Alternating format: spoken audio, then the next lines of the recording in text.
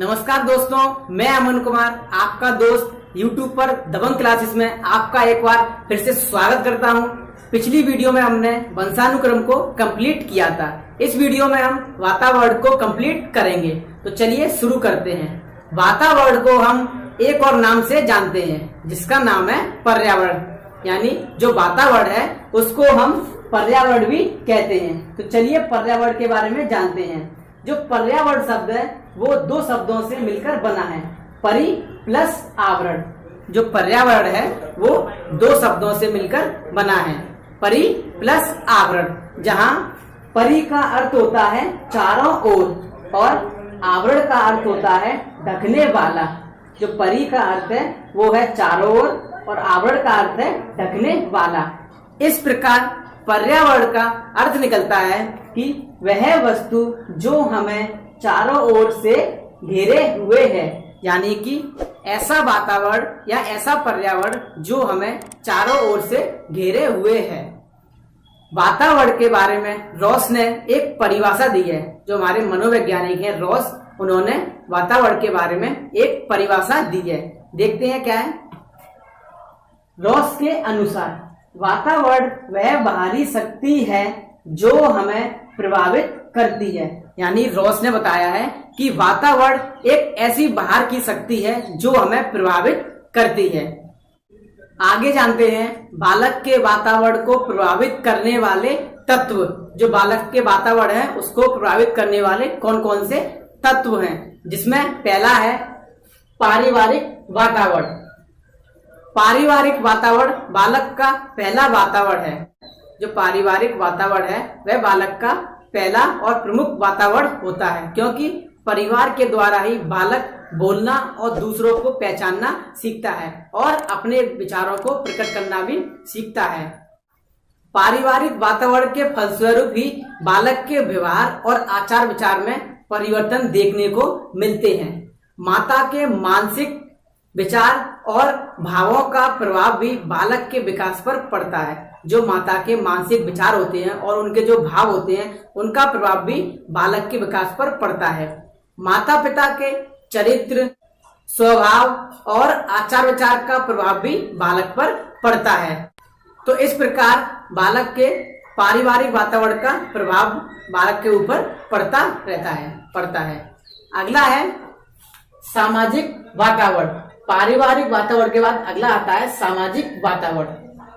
सामाजिक वातावरण भी बालक के विकास का प्रमुख तत्व है, क्योंकि समाज के द्वारा ही बालक के मानवीय गुणों और उसकी योग्यताओं में विकास होता है। अगर हम जन्म के बाद किसी बालक को समाज से अलग कर दें तो उसके जो मानवीय गुण हैं, यानी जो उसके अंदर मानव की जो प्रकृति है या फिर उसके जो अंदर आने वाले गुण हैं और उसकी जो योग्यता है, उनका विकास नहीं हो सकता। वैसे तो मनुष्य को समाज से अलग नहीं कर सकते, क्योंकि जो मनुष्य है वो एक सामाजिक प्राणी है। लेकिन कुछ ऐसे मनुष्य भी देखने को मिले हैं जिनको हमें समाज से अलग करना पड़ा, लेकिन फिर दोबारा उन्हें समाज में लाया गया तो उनमें पाया गया कि उनमें जो मानवीय गुण और योग्यताएं हैं उनका विकास नहीं हो पाया है। तो इस प्रकार जो सामाजिक वातावरण है उसका प्रभाव भी बालक पर पड़ता है। अगला है विद्यालयी वातावरण। बच्चे का जो पहला शैक्षिक वातावरण होता है वो है उसका विद्यालय, क्योंकि विद्यालय के द्वारा ही बालक के अंदर शैक्षिक योग्यताओं का विकास होता है।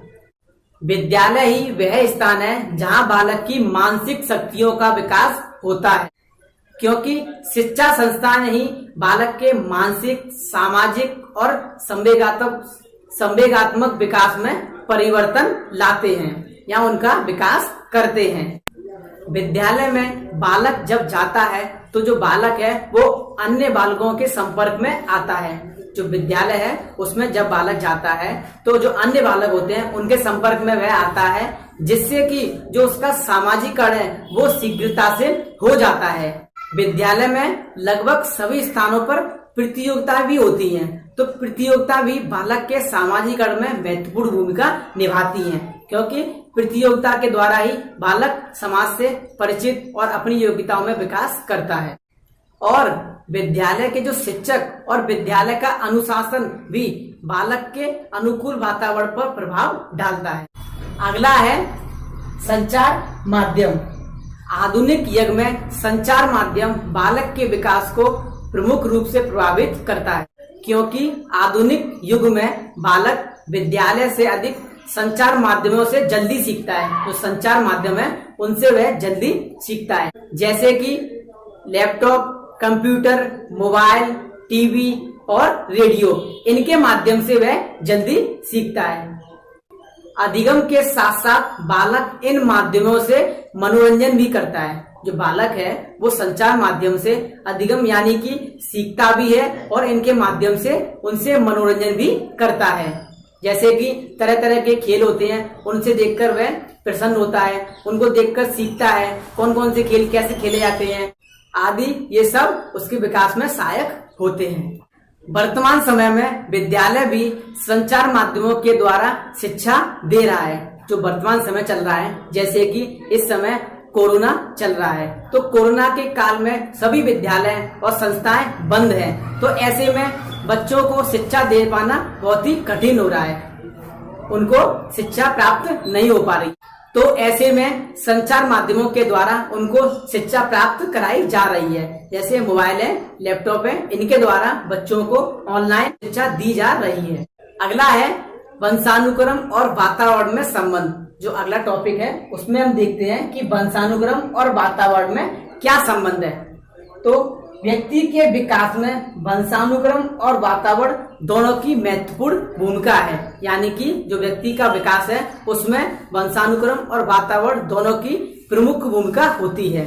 इस प्रकार हम कह सकते हैं कि व्यक्ति के विकास में वंशानुक्रम और वातावरण दोनों का गुणनफल है, ना कि योगफल। व्यक्ति के विकास में वंशानुक्रम और वातावरण दोनों का गुणनफल होता है।